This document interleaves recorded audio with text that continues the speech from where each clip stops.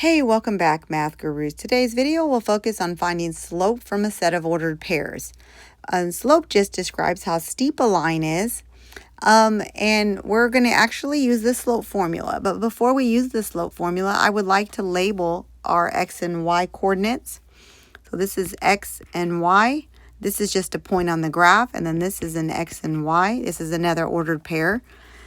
So I'm going to use some numbers. I'm going to use 1 for the first set because to me it's the first set of ordered pairs. And then the second set of ordered pairs will both get a 2. So our slope formula, slope is typically used with the variable m. And this is usually on your reference sheet, y2 minus y1 over x2 minus x1. So now I think we should color code. It's just my opinion.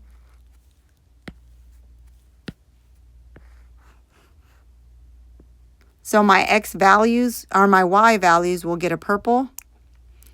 And then my x values will get a green box.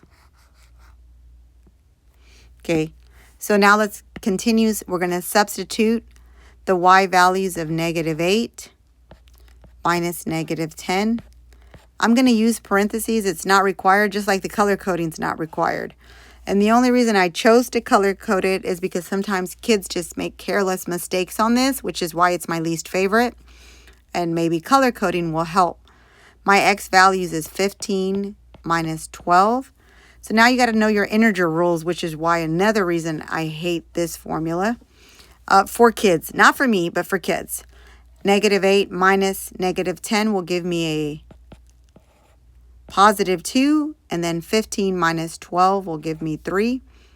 So in this case, I have a positive slope with 2 over 3. All right, we're going to do another example.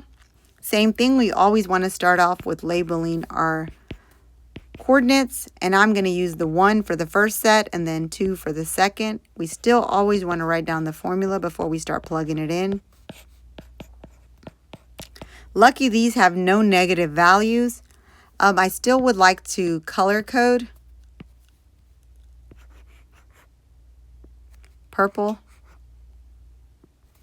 for the y values, and then in this case I'm going to use blue for the x values. All right, so let's plug this in. 11 minus 4, and then 0 minus 1. I'm going to go ahead and simplify this. 11 minus 4 will give me 7, and 0 minus 1 will give me a -1. So I end up with the negative slope of -7. And like I said, we do use the variable m. And that's really helpful to know because of our slope-intercept form. All right, well, thanks for watching. If this video helped, please don't forget to hit like or subscribe, or even drop a comment.